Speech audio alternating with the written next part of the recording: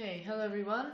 So today we are going to be looking at 11.4 page 300, which is integration by reverse chain rule. Okay.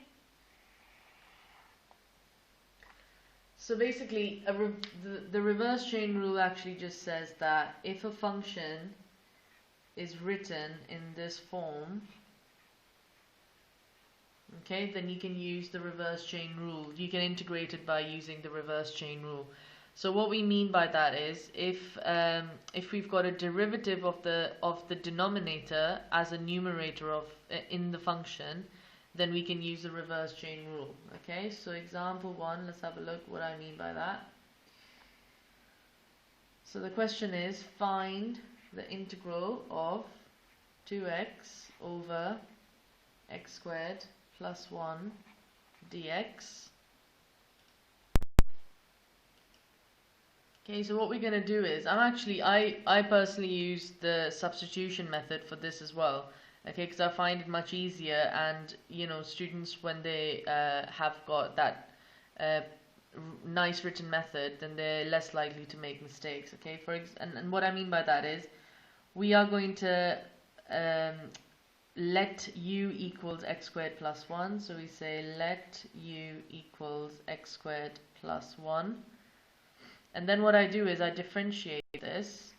Okay, so du by dx equals 2x. And then I find out what dx is. So dx is equal to du over 2x. Then I plug in my substitution. So we have 2x over u. Plug in the substitution for dx, which is du over 2x. And now you see what happens is that we get rid of the 2x's, and all I've got is 1 over u with respect to du. Okay, so I've just got to integrate 1 over u, and I know what that is. That is just ln u plus c, but my answer needs to be in terms of x, because that was the question. The question never had a u, that was just my question. So I'm just going to plug that back, and I'll have ln x squared plus 1 plus c. Okay, and that is my final answer. Okay, let's look at the next example, which is cos x over 3 plus 2 sine x. So once again, I'm going to let u equals 3 plus 2 sine x. Then du by dx is going to be just 2 cos x. Okay, and then dx is equal to du over 2 cos x. Then I will plug in all of my substitutions. So cos x over u du over 2 cos x. Now as you can see, cos x gets cancelled by cos x, and I'm left with 1 over 2 1 over u du.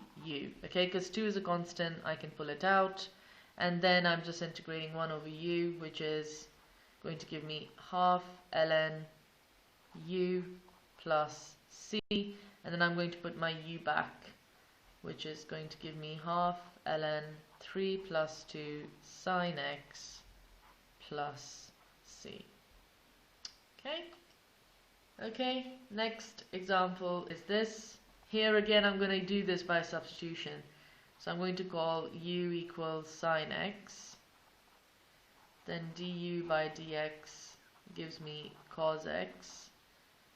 And dx equals du by cos x. The substitutions, and I get 3 cos x u squared du over cos x.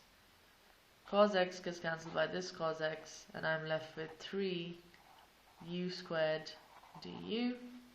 That gives me 3 u cubed over 3 plus constant. This 3 gets cancelled by this 3. My final answer is sine cubed x plus c.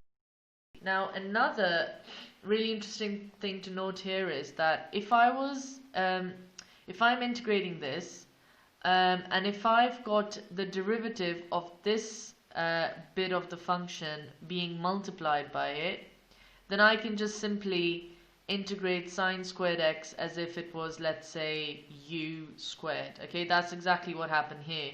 But this is a really nice written method to just come down to that same conclusion, or come down to that same answer. Okay, I find this way very, very useful. It eliminates any errors.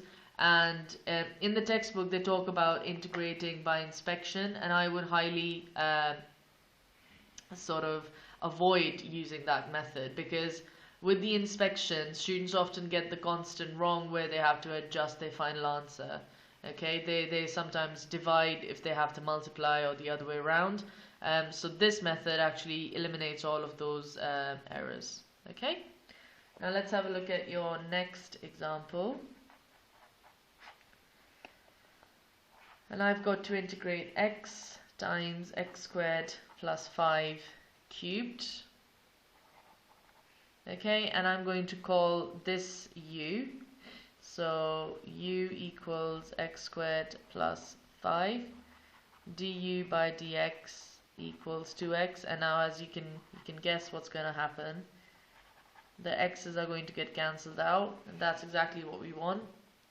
So I'm going to have x u cubed du by 2x. X gets cancelled by this x. 2 can be pulled out. Okay, so I'm going to have half u cubed du, and then I know what's going to happen. So I'm going to have half u to the power 4 times by 4 plus c. That's u4 over 8 plus c, and I'm going to plug in my u back, which was x squared plus 5 all to the power of 4 over 8 plus c. Okay, next example. Where are we? Example 5. Okay, again we have to integrate. Now this time we've got a trig function.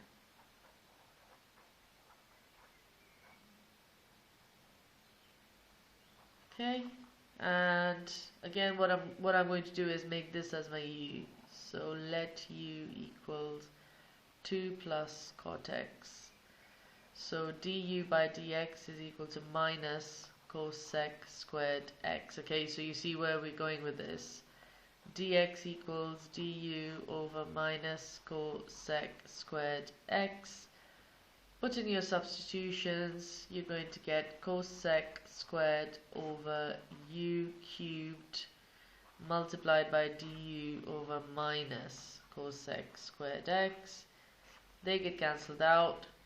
You're now left with minus u minus 3 du. Okay, and you know what that's going to be, minus u minus 2 over minus 2 plus c. They get cancelled out, and you're left with 1 over 2 and u squared. So our u was 2 plus cot x squared plus c.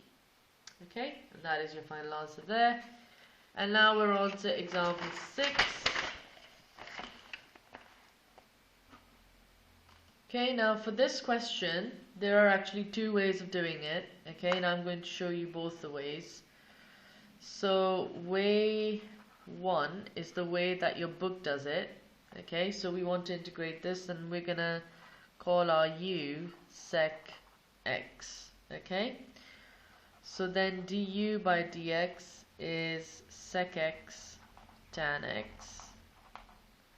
And work out what dx is going to be. So that's du over sec x tan x. I am then going to put in my substitutions. So that's 5 tan x sec x and sec cubed x dx. That gives me 5 tan x sec x and then u cubed, and then if I put this substitution, I'm going to get du by sec x tan x. Okay, then what happens is this gets cancelled by this, and I'm left with just 5u cubed du, which is going to give me 5u4 over 4 plus c. And if I put my substitution back, I get 5 sec 4x over 4 plus c. But the problem is I've got limits, okay? So I'm going to substitute those limits in. And what it says is that you're given that, you know, the 5 tan x sec to the power 4x dx to the, if we apply the limits of theta 0, I get 15 over 4. And it says where theta is between 0 and 4. Okay. So if I put in those limits, theta 0. Okay, so I'm going to show you that first, and then I'll show you another way of doing it. So I get 5 over 4 sec 4 theta minus 5 over 4 sec 4 0, and if that is 15 over 4, and I've got to solve this for theta, so I get 5 over 4 sec to the power 4 theta equals 20 over 4, because sec to the power 4 0 is actually 1 over cos to the power 4 0, which is just 1. Okay, so I'll take minus 5 over 4 onto the other side, add that on. This is what I get. 5 over 4 sec 4 theta equals 5. And then I get sec to the power 4 theta equals 4. That means sec theta equals plus or minus root 2. So I've basically taken the fourth root of that. And that gives me theta equals pi by 4. Okay, so that is one way of doing it. Now I'm going to quickly show you another way of just integration. Okay, I'm not going to substitute any limits in, and I'll show you what that other way could be. So you could have integrated this whole question by using a different substitution. You could have done it by using u equals tan x. Then your du by dx is equal to sec squared x. Your dx will be du over sec squared x. And then your question becomes 5u sec 4x du over sec squared x. This gets cancelled by this, and you're left with 5u sec squared x du. Now the problem here is that I've got this in x, this in u, and I've got to integrate it with respect to u. So I'm going to have to make another substitution here. So I'm going to use my identity. Okay, so I know that sec squared x equals 1 plus tan squared x. Sec squared x equals 1 plus u squared. Okay, and then I can substitute that in. So I'm going to have 5u 1 plus u squared du. That gives me 5 u plus u cubed du. I then get 5 u squared over u plus u4 over 4. Okay, and then I will put that substitution back in. So I will get 5 2 tan squared x plus tan 4x all over 4. And if I put in my limits and solve, I will actually get the same answer. Okay, so there are two ways of doing this.